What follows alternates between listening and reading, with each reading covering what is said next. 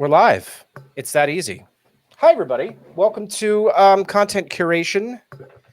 This is a new show I'm going to be doing sometimes. I don't know if it's going to be a weekly thing or a monthly thing or a daily thing. I have no idea. Basically, I'll be having different content creators on with me, and we will just talk about the creative process and what they create and why they create. It's a very different type of thing than what you're used to seeing from me. It's very, very different. And Toasty, the Toastmeister, the toastiest. Thank you for being my first guest. Thank you for having me. This is awesome. Yeah, absolutely. I wanted to get you on for a while. I couldn't think of the right. We create about the same. Well, we like to talk about the same people and the same issues, but we have very different creative styles. So, I was like, what do I do? Do I just have her on for an interview? And then I was like, I was thinking the other night about how I wanted to do something where I just talk to content creators about their process, how they do things. And then you immediately popped in my head. I was like, yes, that is perfect. It's a perfect venue for me to get to know her and to talk about the stuff that I'm interested in. So yes, thank you very much. I'm excited about this. I'm excited too. I'm glad. What brought you to the interwebs as a content creator? Ooh, oh boy. So, like anybody else, I've been watching YouTube since, its inception, Sure. But I was always, for the longest time, one of those people that would be like, I want to watch this video. I watch it, and then I move on with my day. I never actually got engaged in like discussions or side chats. And it wasn't until September, October 2019, so just recently, that I stumbled upon Chanting for Christ's channel. and there's a whole bunch of drama and stuff that happened. And it's so weird because I guess I just got to the point where I felt like I needed to say something. And I wanted to do it in a way where people could watch and recognize the hypocrisy and the lies and the racism and the slander, and kind of show actual receipts and not just be someone who just got up there and just talked and talked and talked. I wanted to actually show it.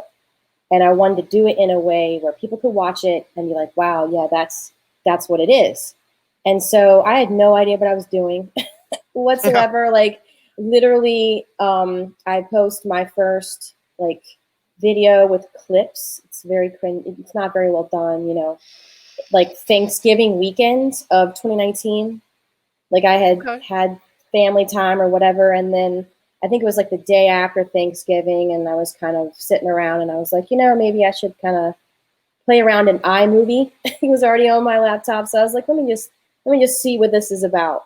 And I had no idea what I was doing. I still feel like I don't have any idea what I'm doing. I get it all the time. I'm like, what am I doing? Yeah.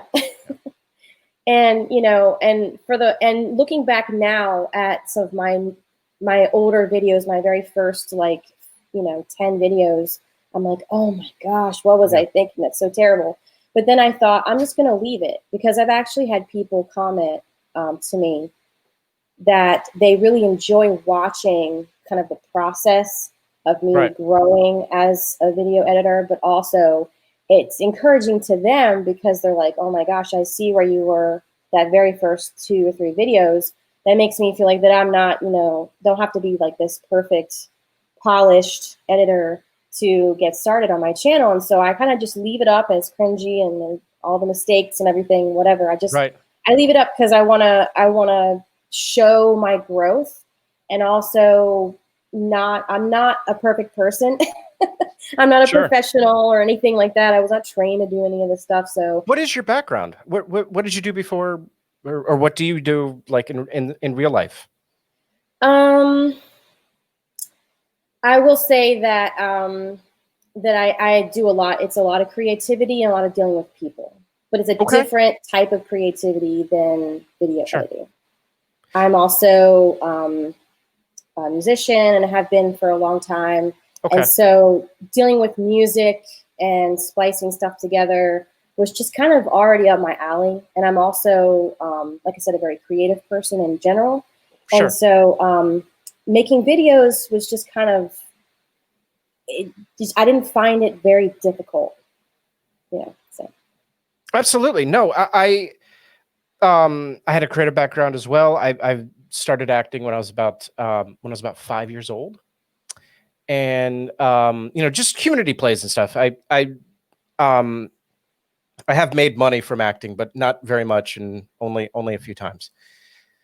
And then did community theater all the way up until middle school, and then I had the opportunity to go to a middle school where there was an actual like drama program that I got to go through, and a high school that had a similar program, and then I got to take a lot of creative classes in college, and I got to be in some productions in college and stuff, which was fun. So I agree with you. I and then I did sales for a while too, and social media management. Like obviously, like I didn't sit there and say, oh, I should have these jobs that'll help me do well on YouTube or communicate ideas well on YouTube. It just kind of it ended up that way. Did you do any like sales type of stuff? No, but I did a lot of, I was in a lot of management positions and like retail management and Right. things like that, where I had to deal with people. And even now, I have a team of people that I manage, and I have a lot of responsibilities. And so, conflict management, dealing with a lot of drama and stuff, it's kind of like Herding cats. Yeah. yeah, I kind of have some experience in in that too. So. Sure. Yeah, and I think from the few people that I've talked to about their backgrounds who are content creators, I find that same kind of vein. Like you did something where you were used to being up in front of people, or you were used to communicating with people, because every popular video, unless it's something that's really ridiculous, where it's talking head type of stuff, or about somebody else. We're gonna watch your video here in a minute. You're telling a story, right? 90% of the time when you're creating content, you're telling a story, and a story has a beginning, a middle, and an end, and it's got a structure to it, and it's got its high points and its low points in order for the audience to understand your idea and have it communicated to them. Some people are better at that than others, but one of the things that I've really noticed about your work is how painstakingly you construct stories. Can you talk a little bit about that? Yeah. So again, this is just my opinion Mhm. and Sure. just my 8 or 9 months of doing this. But I kind of feel like me personally, I enjoy videos that have lots of layers. And when you're making a video, I like it to not be 2D. I like it to be interesting and have this kind of rich layers, kind of like a Right. cake. Sure. And so, if, like you watch a movie and you sort of get in emotionally connected to the characters in a movie, it's because there's layers there. There's good and there's bad and there's all kinds of gray areas and there's these backstories and there's just lots and lots of layers. They're not just these flat characters that are just like, oh, hi, and then the story ends, Sure. And so I guess I approached videos in that same way because um, I'm super sarcastic and I'm like, I've picked up on that a little bit. yeah, I'm really sarcastic and I'm goofy and I wanted to show quote, my receipts, but also have some humor in there. And because I guess my philosophy on that is the best way to get revenge is success and humor. So I picked humor. And so I guess I kind of start off with each video thinking, okay, do I want this to be about a particular topic or do I want it to be a particular theme? So the video that you're about to play it's a theme. It's kind of a mixture of both, but it's mostly a theme. I wanted to make a music video about Rev, about Rev, and his obsession all of a sudden in the last couple of months of getting money and demanding money from people and thinking that he's entitled to other people's work, which is ridiculous. And for those who don't know, can you just set up who Rev is real quick while I get this queued up? So Rev is the boyfriend of Shani for Christ. Now, some people call him her husband. Some people say boyfriend. In like the body cam footage, she at one point told the cops it was her boyfriend. Another cop, she said that it was her fiance. They're not, legally married, but in Colorado, there's common law marriage, so they call each other husband and wife. But that's kind of what he is. They live together. He essentially at this point kind of is her caretaker because she has put herself in a position where she can't really care for herself or really her children that well. And so he's kind of become this like boyfriend / husband / caretaker. And he's 35. She's, I think, 36. He lived a very, very sheltered life. He's always kind of had money. His parents made a lot of money in stocks, and I'm not sure what they did for a living. His father died when he was 7, and he basically was raised by his mom, who kept him very sheltered. Before Shani, he never had a girlfriend. He never, she's his first everything. So you understand the kind of his connection with her in that regard. When his mother died, she left him a ton of money, and that's basically what he's lived on most of his adult life. And now what he lives on, taking care of her and her 2 kids by a previous husband. So it's just the reason why this video is so hilarious is because up until this point, they'd always bragged about how they're super rich and how, they get to drink Dr. Pepper, not tap water like us peasants. Yes, that is an exact quote. And they would have these weird, these extravagant outings where they will spend thousands of dollars on food and clothes. And then they used to do these videos where they would do these $1,200 Torrid hauls and $850 Walmart hauls and so on and so forth. And they just kind of flaunt it. And then all of a sudden they started having legal trouble because they were involved in a hit and run back in November. And there was a whole bunch of stuff that happened when the cop finally caught up with them. And to give them their ticket to go to court, there was an altercation with police. I've read the police report. There's been a whole bunch of people that have posted it on Twitter. And that's how I kind of found it. But they're still on probation. They still have court dates coming up for all of that nonsense. So it's just it is a dumpster fire in front of a train wreck. It's crazy. And it's just every day there's some new thing because they're idiots. They keep getting themselves in trouble because they don't know when to shut up. And they don't know. And they'll stream for hours every day, 10 hours a day. Yes, she will stream. She'll do a gaming stream. And it will be I think one was 9 hours and 50 minutes. And throughout the entire time, pretty much, I'd say about 80% of that, she's screaming into the mic, attacking drag, attacking the geek room, attacking various other people that they feel has wronged them and that everybody owes them money and that they never gave anybody permission to use their, quote, likeness in a video. It's just, they have no idea what they're talking about because they think that fair use means that I have to ask them permission to use a clip from a public video. It's nope, you might want to read that again. With no further ado, I present I Want Money, BurntToast's official music video. Well, oh my God, it's money.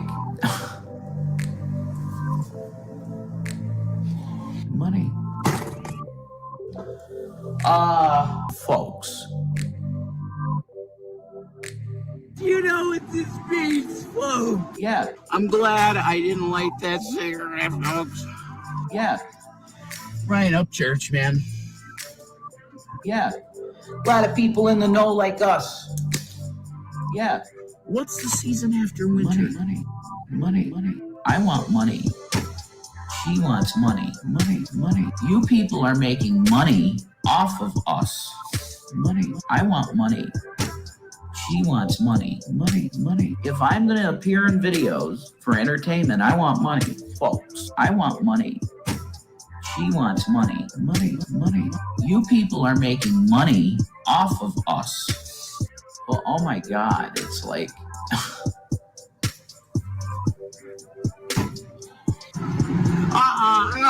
If I'm going to be your fucking Brad Pitt, I want a paycheck. Money. Like, holy shit. You got that?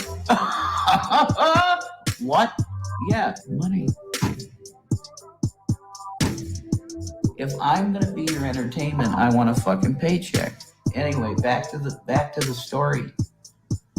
Blood, Dracul, Dracul, blood. Oh. Yeah, that Dracul. Oh my God. Money. They pay Brad Pitt good fucking money. Money. They pay Brad Pitt good fucking money.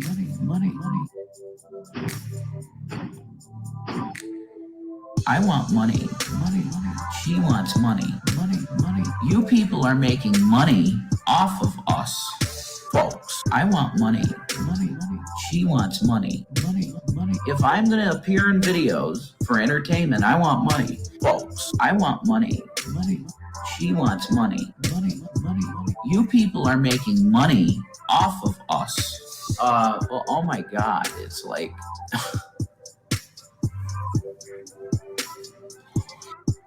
Folks.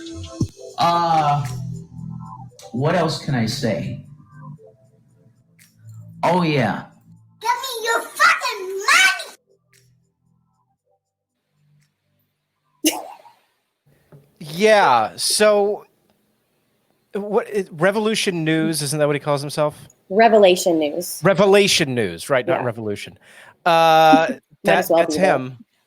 God Hates Us All says, just want to say thank you both for putting out some of the best content in our little corner of the interwebs. Well, thank you, God Hates Us All. I like doing it.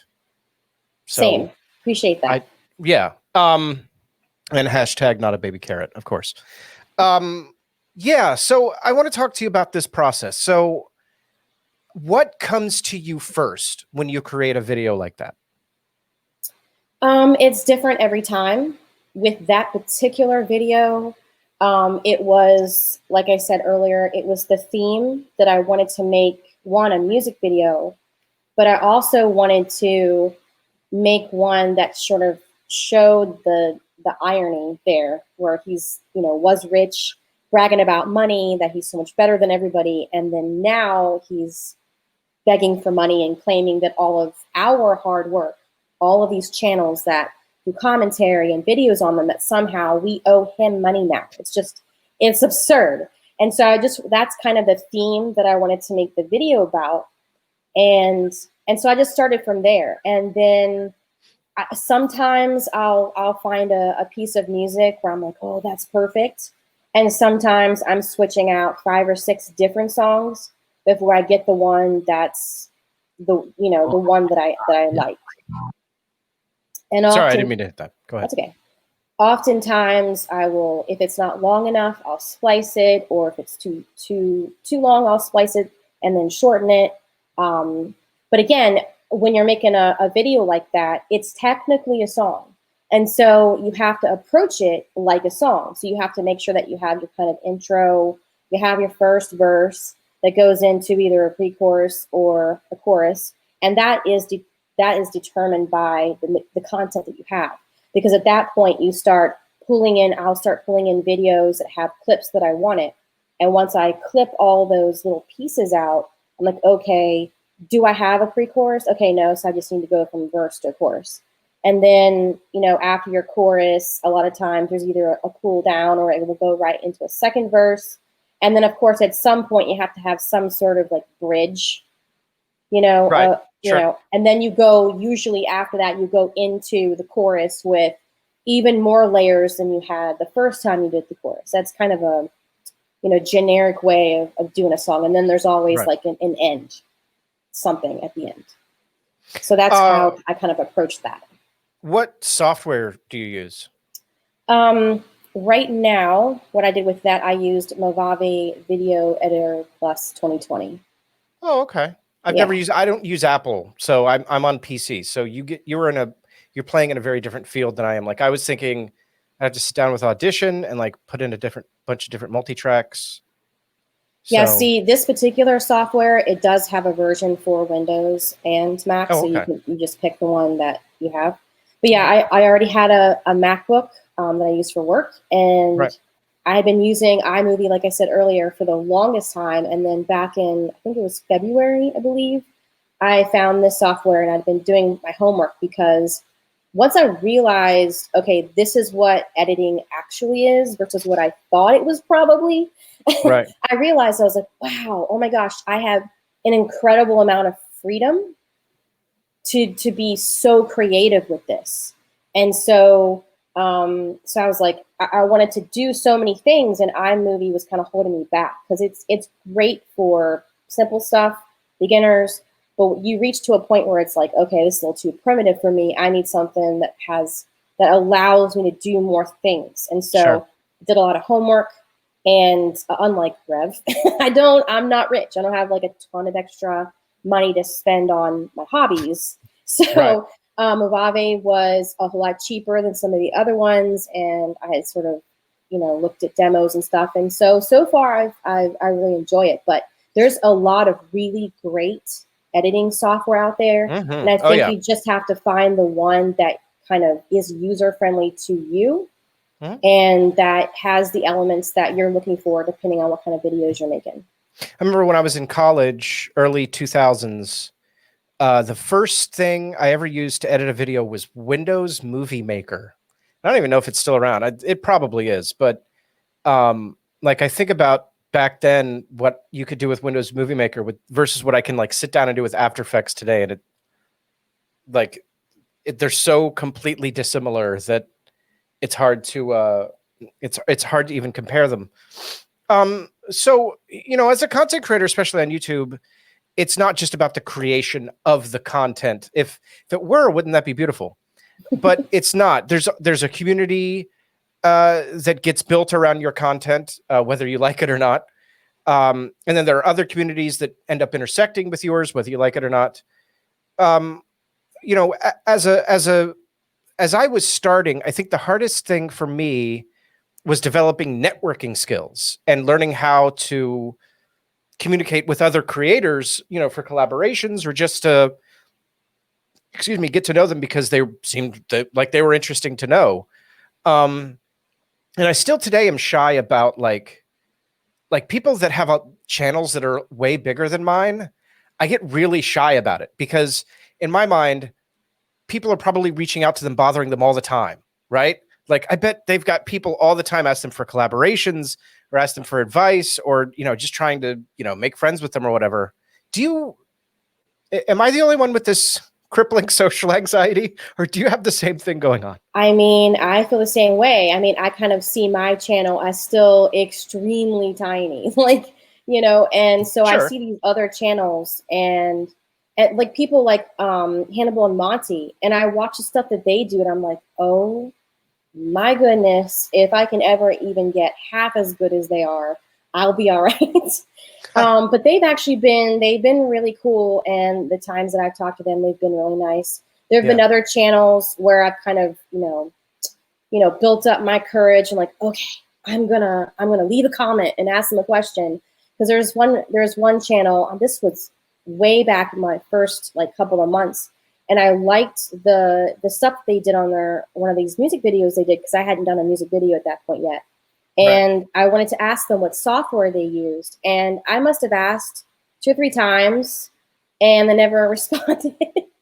And I was like, oh, they're probably like, who is this, rando person? I'm not going to answer. So I get it. People are busy. And I guess when you reach a certain point, subscriber count wise, I'm sure that they open up their computer, they turn on their computer, and they have, 1,000 comments to go through. So I get that. So I'm not bitter about that or anything. But Yeah, there's a lot of times where I feel very intimidated because I'm just like, oh my goodness, like I'm new to this. I'm also new to this community in general. And so there's a lot of like background, history, context with different people that Sure. I'm still learning. Like I've been really enjoying your Requiem Yeah. series, and Yeah. I've watched all three, and it's fascinating because I'm like, okay, so that's why that person is not quite fond of this other person. I get it Yes. now, you know, because Yes. again, I've only been here since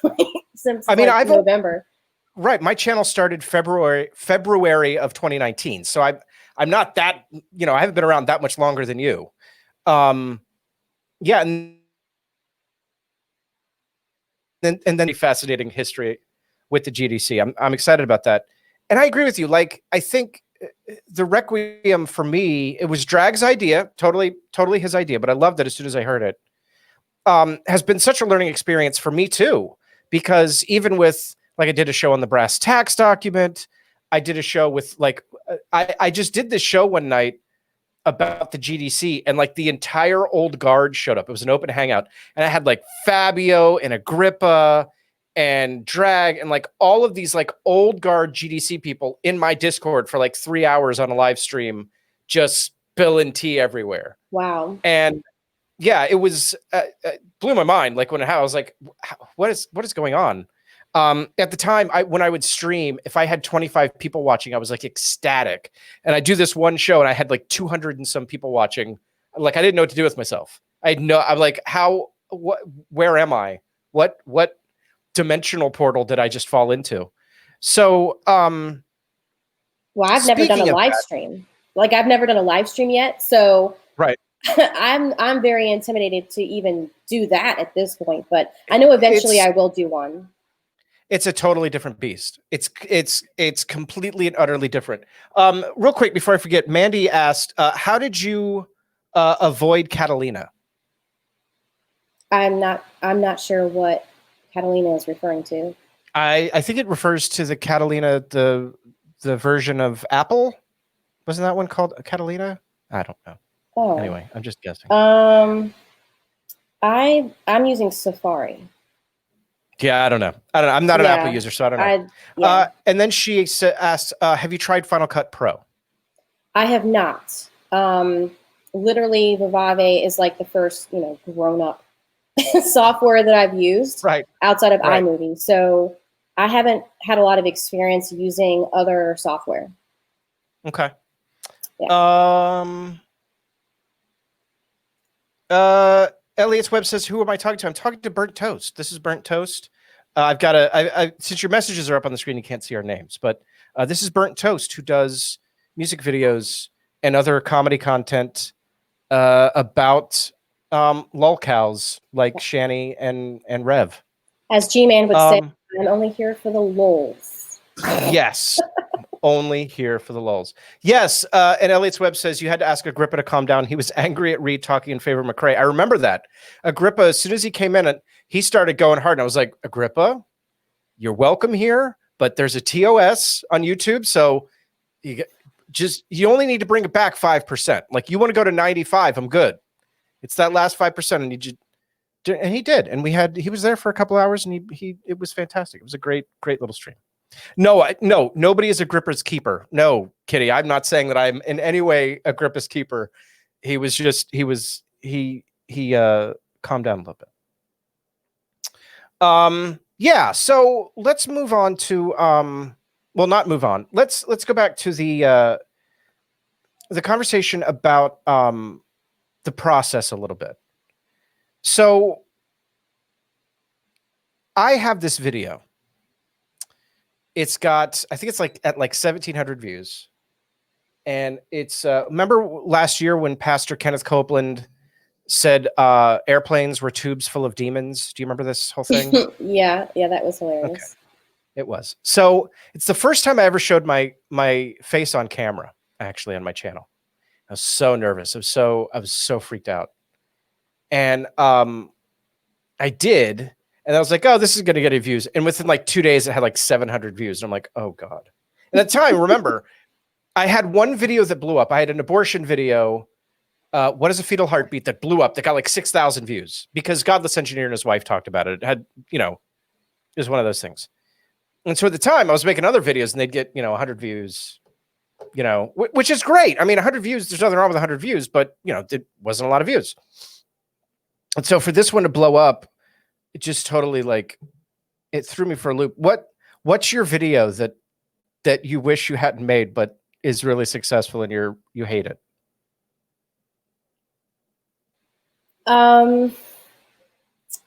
There's a video on my channel that has like 1.8K. It's a lot to me. Like that's a lot.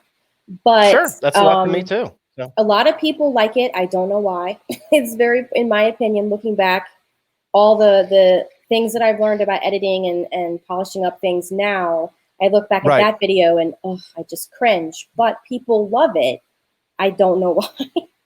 But I think sometimes as creators, like we're perfectionists, right? Like, Franklin, stop messing with that. Sorry, the dog is doing dog things. As content creators, we get obsessed with like, well, this has to be absolutely right, and this has to be absolutely right, or the story doesn't make sense, right? Like I have to have A, B, C, and D, like we talked about.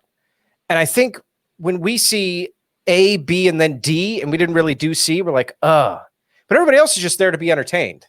Like we always have more of an emotional, maybe not always, 99% of the time, we have more of an emotional investment in our own content than anyone else does. Yeah, I mean, what do you think about that?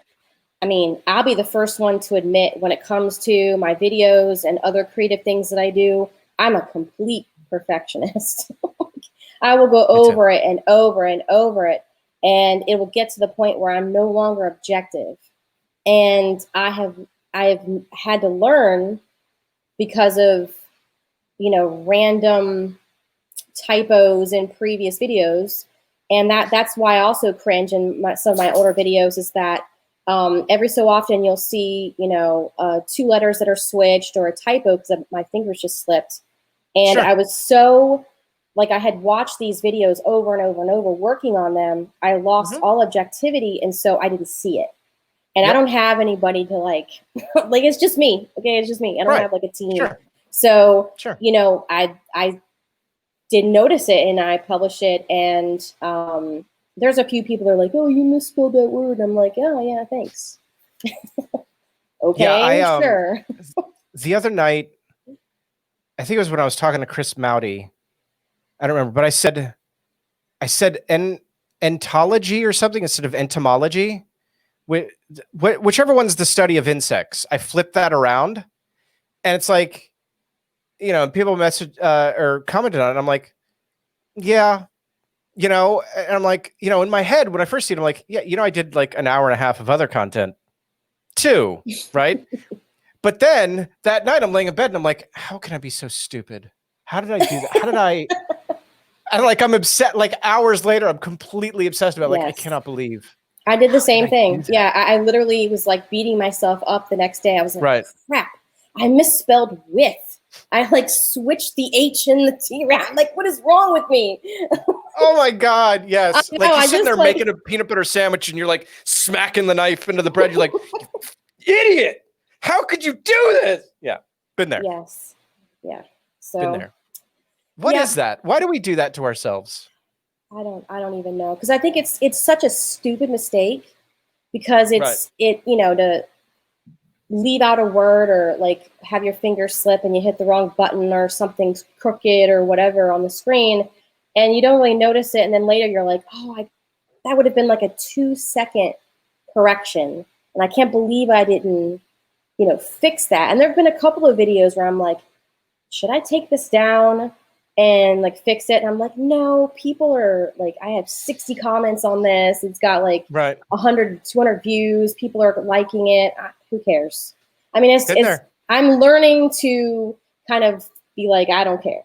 Like, you know, like, I consider it like now an Easter egg. Like, hey guys, find the misspelled word in my video.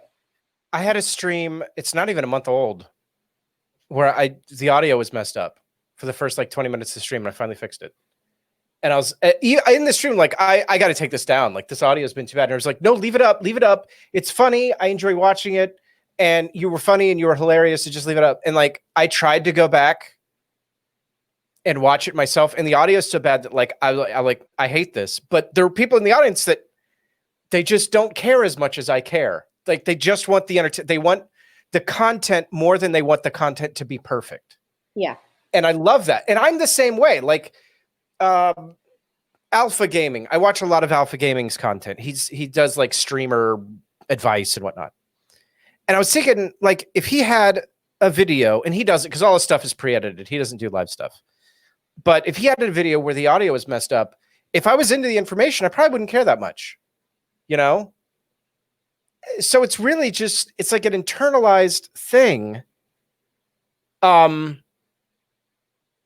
I think also with these Lowe's cows, you know, after thinking about it, they have attacked a lot of people. They have gone after a lot of people, and it's Shani and Rev, it's G-Man, it's Vaughn, it's all these, you know, knuckleheads, and they have, you know, hurt people. They have gone after people racially. They have slandered people, and the people who are like watching your channel and Drag's channel and on the Geek Room and Secular Opinion and mine and all these other channels that they watch that go over these people, they're not caring if it's perfect or if Drag mutes himself for like the 50th time. Right. Still love you, Drag. I'm just messing with you. But but yeah, the people don't care about that because they're wanting to see Drag completely roast G-Man's backside. Like they're wanting to see him just go after him and explain the, you know, the safe thing and the house thing and the Shani thing with him. And like, that's what people come to see. They're not going to like unsub from his channel because he accidentally muted himself. Right. And so I just have to kind of think the same with my channel. People are not going to unsubscribe because there's a transition that is like a millimeter off that is going to bug me for the next 20 years. People don't care about that. Right. When I did that first video where I said, you know, Steve McRae's a rape apologist, like, I was terrified. First of all, at the time, you know, I was still only getting 50 to 100 views per video. So I didn't really, I remember when I was uploading it, I was like, boy, if I could get 75 views on this, I would really be happy. That's what that was what went through my head. And it had like 500 views in like a day, you know, so maybe it's 400. But I remember thinking, you know, like doing this isn't about the views for me. Like this video is not about, you know, going viral or whatever, growing my channel. Because I even say in the video, listen, if you're going to still associate with this dude, I don't want to be around you anymore because I'm done with him. And I got some shit. I remember one of the commenters said something like, you don't even get 50 views on your video. Who's even going to see this? And I was like, and at the time, like it had like 20 views when that person commented. And I was like, you know, you're probably right. I probably will only get 50 views, but it's not about, you know, this content's not about the views. This content's about the fact that there are certain things I find ethically unacceptable and I don't want to be associated with. I didn't want somebody else to say that I was okay with rape apologetics because I was associated with Steve in any way, shape, or form. And, you know, it obviously it went completely the other way and I got a bunch of subscribers and the channel has been completely different since I made that video. But I think that, you know, for instance, this show, I want to do this because I feel like this is going to make me a better content creator. Because I had somebody say, well, why aren't you doing this on YouTube? Well, you know, this is going to go up on YouTube in a couple of days. Like it's not like it's never going to appear on YouTube, but it's because the content itself is so vastly different than what I usually go live with. I feel like it would be jarring to the audience. Like, well, Ethan's just going to sit here and just like talk to somebody like random, like there's not really the topic on content curation is like, so what do you do when you create? Like, that's the topic, right? We don't have like, there's not a person that we're going after. There's not an idea that we're tackling. There's not a discussion to be had. It's literally just about your process. And I think it's important to have smaller creators like us on it. And I think that, you know, if I could get like a Peter McKinnon or or what's her face? Christine from Nailogical. Am I saying that right? The nail painting lady. Anyway, you know, I think it's just as important to have people that big, if I could get them on the show, as it is to have like you and me here, because we're smaller creators, because it's about exploring the process of creation. It's not about, you know, presenting a structured idea. And I think YouTube is better with presenting structured ideas than just possibly rambling nonsense.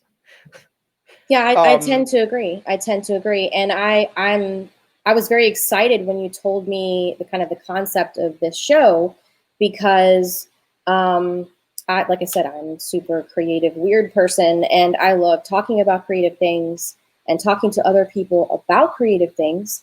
Sure. And also, like you said, the same with my channel. I could care less about views and all that stuff. I mean, it is what it is. You know, I'm not doing this to, like, you know, get a paycheck or anything like that. That's not what I'm here for. Sure. I'm here because I enjoy the creative process. I'm enjoying all the people that I'm getting to meet in all these communities and on Discord and stuff. I'm really enjoying talking to people because I love hearing people's stories and talking to people about stuff. And also I'm enjoying this. Like, this is, like, I enjoy doing creative things. And so the way that I decompress after a long day or stressful or whatever, I do creative stuff. I play games, I do music, I do these other things. And I wanted to do something that was different than what I do all the time. Sure. And so I'm really enjoying this. This is, like I said, this is extremely new for me still. It hasn't even been a whole year yet. But I am head over heels in love with video editing. I love it. I love the process. I love getting in the little details of splicing a song and doing these. I love it, because then I can go back and take a step back and see this thing. I'm like, wow, like look what I did in, like, you know, 2 or 3 hours, you know. And also, to your point, as far as needing shows like this, I also agree with that, because, you know, even though I've only been doing this for a short time and I still have a lot to learn, I'm still learning every day. I feel like that there may be content creators that maybe either just started their channel or are considering making a channel, and they have no one to kind of talk to, no one to give them advice. Sure. I didn't have anybody to give me advice. I've had to just kind of find things out on my own. And now I do have a community of people I can go to, be like, hey, what do you think about this? What do you think about that? So if there's anything that I can do to help anyone with the music part, the layers in a video, anything, please, like everybody in the audience, you know, please hit me up. I'm on Twitter, whatever. I'm very accessible. I will respond to you. I'd be happy to help anybody, because I'll probably end up asking you for help too. Well, and I think I want to go back to the first part of what you were saying there, because I think there's this feeling, like, I don't begrudge anyone for making money from their content. Oh, no, not at all. Right. And I don't think that you were saying that at all. And I don't mean to make that implication. No. I'm just saying I don't begrudge anybody. And I do. I love making money from my content. It's awesome. I mean, all time, if you count Patreon, I've had Patreon for a year. You know, I've been monetized now on YouTube for like a month. All time, my entire revenue forever has been about $700. Like, if you pool everything together. So it's not like, you know, I'm not living off of my YouTube content, right? Yeah, and just to be clear, like, I think it's awesome when people make money on YouTube. Like, do you? Absolutely. You know, like, go for it. I'm all for encouraging people to just be the best that you can be. And if you want to make money, go for it. Tell me how I can help, you know, share your stuff on social media. And there may be one day where I'm like, you know, maybe I'm going to do a Patreon. Maybe I do this, I do that. Who knows? Right? But yeah, I just wanted to make it clear, because, like, my motivation for doing all this isn't money. It is because I enjoy the creative process of it. Sure. And I think there's a couple of different, like, how do I want to say this? So I don't think there's anything wrong with making money on your YouTube channel. And I don't think that there's anything wrong with making content that's whose purpose is to make money for your channel or make more money, like sponsored content or reviewing a product or anything like that. I think what people are afraid of is someone doing content for the sole purpose of making money and not for any other reason. Like if I go after Steve McRae for being a rape apologist and I end up making money from that, then that's fine. But if I was just going after Steve to make money and I didn't really have the convictions that I do, or I didn't really have the moral, the moral direction that I do, or ethical direction that I do, and it was solely about using people to simp and get me money, I think that's a completely different thing. And, that's one thing that I don't ever want anyone to think that, I would be creating different, like, in other words, I'm not creating drama or commenting on drama in order to get views, in order to make money. Right. But if I make money while doing those things, it's like a bonus. Yeah. Yeah. And I think most people can tell. It's in my opinion, it's pretty transparent when you have someone who is, their heart is not really in it. They're just doing it because they want attention, or they're wanting, money. And they're, like I said, nothing wrong with making money. Go for it. I hope one day I might make something, but I think, like I said, people can tell. Oh, thank you. I think I need to get a little bit better before I start asking people for money, but thank you. A big thing. So I had somebody reach out to me recently and say, hey, if you need a video editor, let me know. Like I'm trying, they were trying to save up for something. And I was like, absolutely, I need one. But right now, like the money that you make from YouTube, you don't see for like 45 days. So I still haven't gotten paid from YouTube. Like, these streams that I've done where I've gotten super chats and everything, ad revenue, I still haven't gotten any of it. I think no. I think I got one payment for like $19. Woo, so rolling in the dough. Yeah, nothing. Yeah, absolutely rolling in the dough. I was like, yeah, sure. Once the money starts like actually arriving in my bank account, you and I are going to talk, because these things I'm doing over on Twitch, if I could give it to somebody else and pay them money to just edit it for me, that would be awesome, because then I could just concentrate on doing more of these videos and I don't have to worry about editing everything, right? So from that standpoint, you do want to see content creators making money because they can make better content and more content because some of their time gets freed up. And I think what, the dark side of that is people like Lily Jean, whose mother bought her 1 million subscribers, or not subscribers, followers over on Instagram. And then like she made up some story about them going to being contracted with Maybelline or something, but it was just a contest that they did on the internet. Like it wasn't a contract that she won. Like anybody could go. I don't know. Anyway, it's people like that give content creation a bad. Do you know the story that I'm talking about? Yeah, I've heard about it. Yeah, because there's been quite a few people that have been caught buying subs on YouTube or buying followers on Twitter, or that kind of thing. And it's just, that's their decision, whatever. I'm not going to tell them what to do with their own stuff. But me personally, I would not feel good buying my way into growth, because in my opinion, it's not real growth. Real growth Absolutely. is... Sorry, I was listening. I just had to get the dog calmed down. Yeah, real growth is your sub count, your follower count goes up, but so does engagement. Because when I see a channel that has a ton of subs or followers, but they have like literally nobody sharing, nobody commenting, nobody, there's like hardly any views, then I'm like, I don't want that. I want a channel. I want something different, I guess. For my channel, I want my views and my engagement to be growing just as much as my sub count. And because that's a sign of a healthy channel, right? Because if you have no one who is interested enough in your content to actually leave a comment or share it or, retweet it on Twitter, then what do you do? Like, there's a problem, right? Sure. No, I don't want I don't want 1 million subs if only 2 people are going to watch my stuff.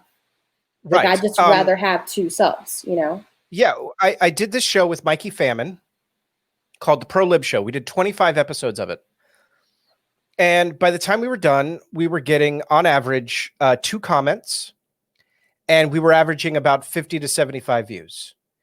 And we would get like 7 likes or something like that. And, you know, I just sat down with him. I said, this isn't working. What we're doing just isn't working.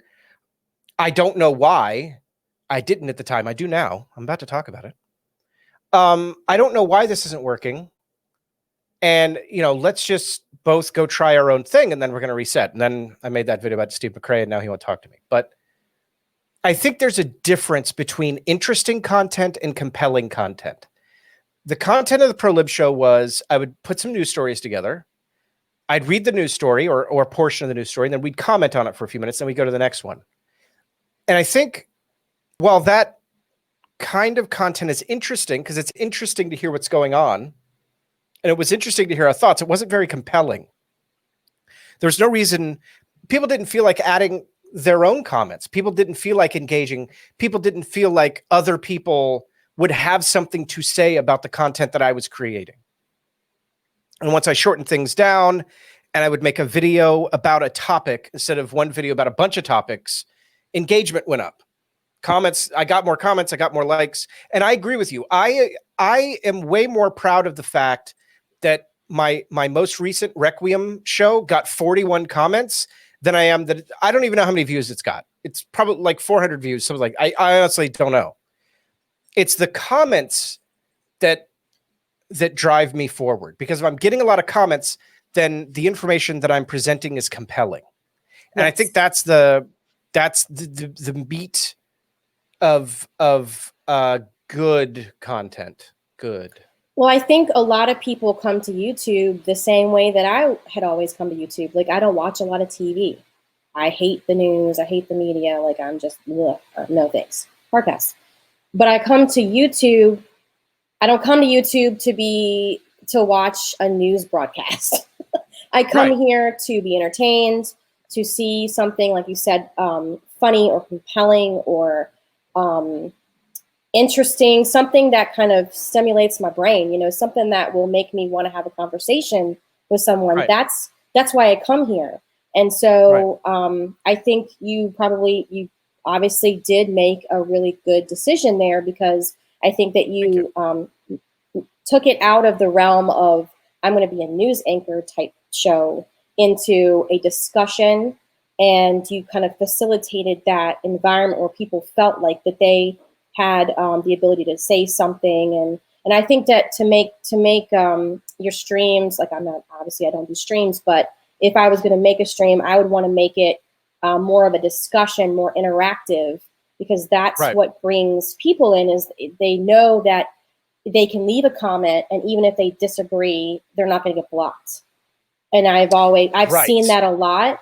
And I'm just like, you're going to kill your channel if you block everyone who disagrees with you, because then it's no longer a facilitation of conversation. Now you're just forcing them into basically watching the news, watching you run your mouth, and they can't discuss anything. And I said for a long time that I would not make my channel an echo chamber. My channel isn't meant to be, hey, I'm a progressive and here's progressive ideas, and if you don't agree with me, leave. Like, those channels exist. You can go watch those channels. But my channel was, here's my ideas. What do you think? And if you disagree, why? Let's talk about why you disagree. And, you know, last night I had one of the best conversations I've ever had on YouTube with Uncivil Law, who is a lawyer and a conservative. And we sat down, I think we talked for 2 hours or something last night, hour and a half, 2 hours. And it was fantastic, because we disagree and we can both state why we disagree and what the fundamental issues are that we can't come together on, and also highlight the areas that we can come together on. And that kind of conversation, I think, is far more interesting, far more compelling than just, here's what I think and why you should think the same thing. Yes, I totally agree. Absolutely. Oh, Theo says that's because you had that handsome devil Mowdy. Yep, it's true. That's very true. All right. Well, before we go, show yourself, please. So my channel is called BurntToast. You can find it on YouTube. I'm on Twitter at BurntNow. Sometimes I'll do commentary. Sometimes it's just strictly music videos. Sometimes I like to play with mixing different genres of videos where I will have a comedy parody video where I have like fake commercials, and there'll be a little bit of commentary where I do some like weird voice stuff because I'm weird. But yeah, that's kind of what I do. I'm trying new things all the time. If you want to contact me, like I said, you can DM me on Twitter. You can leave a comment on my video. I will respond. I'm also on Discord. I'm on Drag server. I'm on multiple other servers. So please send me a message on there if you want to. If you have constructive criticism, please also contact me because maybe you know something I don't, and I always want to get better. So please let me know. If you have questions about video editing or need my help, I will help you the best that I can because, again, I don't know everything, but what I do know, I will definitely pass that on because I always want to like encourage people and if you want to start a channel, just jump in and do it. If you're waiting for like the perfect time to have the perfect mic or the perfect whatever, just forget about that and just jump in. When I started, I had a laptop and free software that was very primitive that came with my laptop. And I had earbuds with a little mic attached to it. I didn't even have like a legit mic until like 2 weeks ago. So, just jump in. I just encourage everyone because it's a lot of fun. And just do what makes you happy on here, and the people will come because they will see how entertaining and how much in love you are with the content that you're creating, and they're going to be attracted to that. So that's all I got to say. Thanks for having me. I agree completely. Yeah, absolutely. I completely agree. If you are somebody out there that is thinking about starting a channel, go ahead. If you're going to wait for the perfect moment, it's never going to arrive. During the stream, I had the toddler yelling. I had the dog barking. There isn't a perfect time. Just go create, man. Just go make something beautiful. Yeah. So thank you, Miss Toasty, for being here. You're so welcome. Thanks for having me. Absolutely, anytime. See y'all later. Thanks for watching. Bye, everybody.